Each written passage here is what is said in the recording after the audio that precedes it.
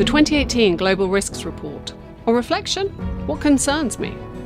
Well, on the positive, we're living in an era of unprecedented technological, scientific, and financial resources. And with this comes a remarkable opportunity to address the increasingly complex systemic risks we face.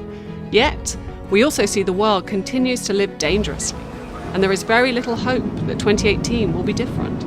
In review of this year's report, many challenges and key risks for the year ahead are identified, also suggesting that the urgency of taking action has intensified. In particular, the report points to several areas of significant concern. For instance, environmental risks continue to rise. For the second year in a row, extreme weather events were ranked as the #1 global risk, both in terms of likelihood and impact. Environmental risks such as these are intensified by failure of climate change adaptation and mitigation, which is also identified as the most important trend.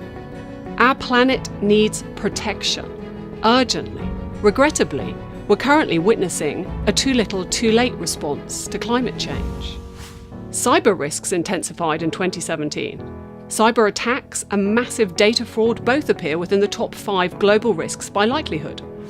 Until now, we have avoided a system collapse, but the risks we now face are so structural in nature that without a systemic response, our environment, the global economy, and other critical, important systems may soon face significant challenges. Despite the reduced risk rating of economic risks in the Global Risks Perception Survey, economic risks remain ever present and are potential triggers to further systemic consequences. For example, the continuing increase of income and wealth disparity, the high levels of personal debt and inadequate savings and pension provisions are all factors that may increase risk in the future.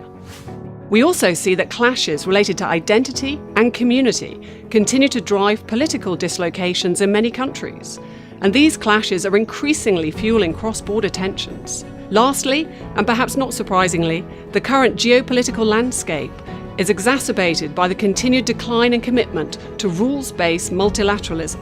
There is also a great level of concern around the worsening of political and economic confrontations and frictions between major powers.